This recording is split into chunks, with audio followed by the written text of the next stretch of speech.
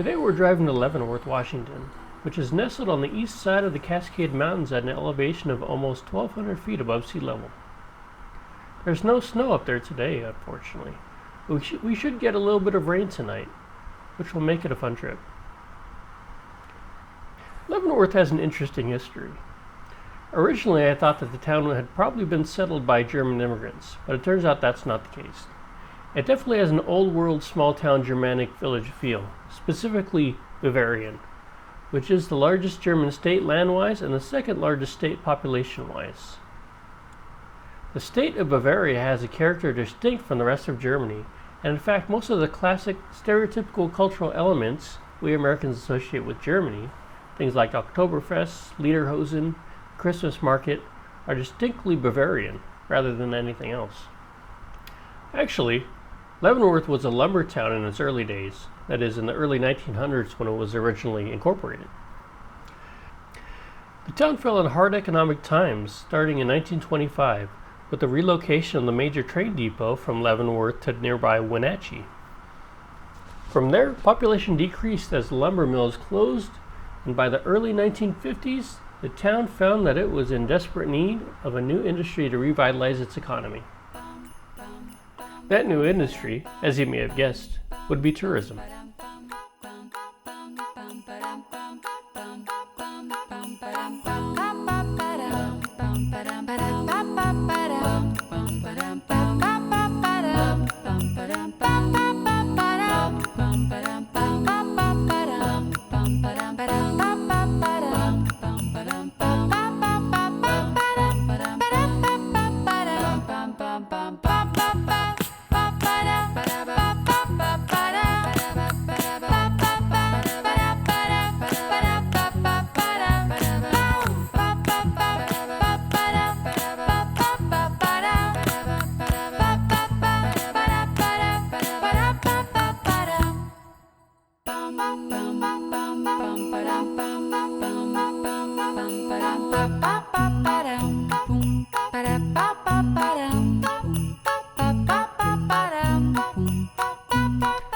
The idea for a Bavarian-themed village actually came from two Seattle businessmen, Ted Price and Bob Rogers, who, in the early 1960s, had acquired a failing cafe in Leavenworth. Ted Price was also the chair of the Project Life Committee, which was a committee formed specifically to look for ways to revitalize Leavenworth's economy. Bob Rogers, Ted Price's business partner, was actually the visionary behind the small-town Bavarian Alpine theme after which Leavenworth would be modeled.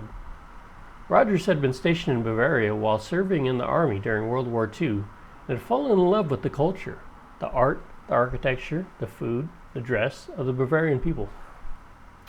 I don't know how much Bavaria during World War II would have resembled Rogers' seemingly romanticized vision of a peaceful Alpine village, but he must have seen something in Leavenworth that reminded him of small-town life in happy, prosperous times that he himself may have only heard about.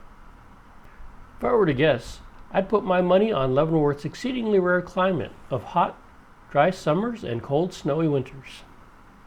This also makes Leavenworth an ideal Christmas time destination, a concept they have certainly leaned into.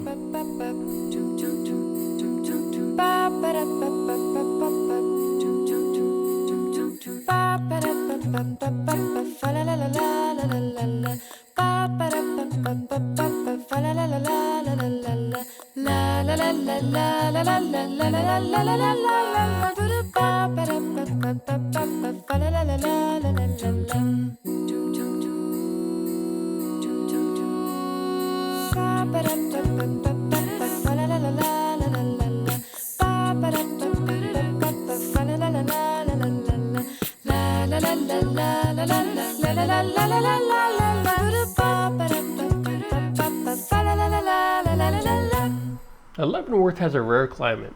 I've seen it described as continental Mediterranean, which seems like a contradiction in terms to anyone familiar with the Mediterranean climate.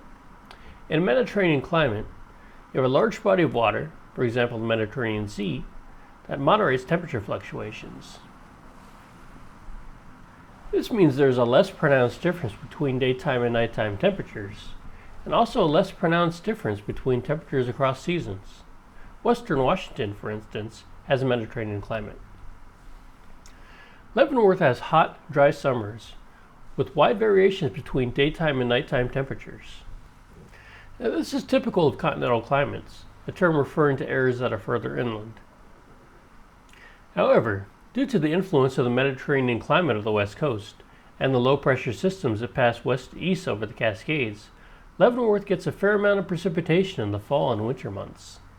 And due to its elevation, most of the precipitation falls as snow during the winter months. Snow typically starts falling in December and sticks around until February. This climate is similar to Bavaria. As we're driving to Leavenworth today, you can see that it's quite rainy. If we would have made this trip a week ago, we would have been driving through snow. It is a shame I don't get to show you snow this time around. However, it is quite pretty in the rain.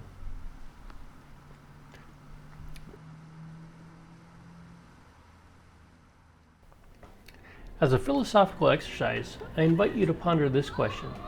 What is Leavenworth?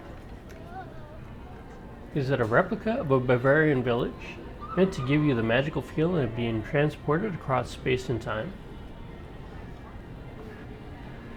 A replica is necessarily an interpretation, and Leavenworth may be thought of as one man's interpretation of a fairy tale village in prosperous and peaceful times, a mental landscape he had pieced together from the artwork, photographs, and stories of the people he encountered there who remembered happier and simpler times before the war.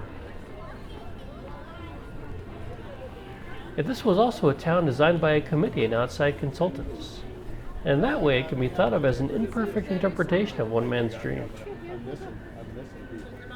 And it has been over 60 years since this first interpretation, and the town must have been reinterpreted several times over with each new generation of leaders. That would make Leavenworth a reinterpretation of an interpretation of a dream of a land that never was.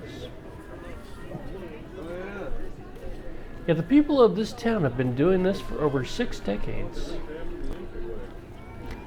As a constant reinterpretation of another culture in another nation and in another time produce a unique culture within Leavenworth, one that can only be found within European-inspired towns in America that rely so heavily on tourism? I don't know the answer to the original question I posed. I don't think I've spent enough time here to say anything other than the obvious. Leavenworth is beautiful. I would like to get to know it better. I would like to get to know the town beneath the magical facade. In time, I hope to. But for now, it's clear that I've barely scratched the surface. Thank you for listening. If you've enjoyed this video, please give it a thumbs up. Also, please consider becoming a subscriber to get more videos just like this one. Till next time, take care. La la la la la la la la la la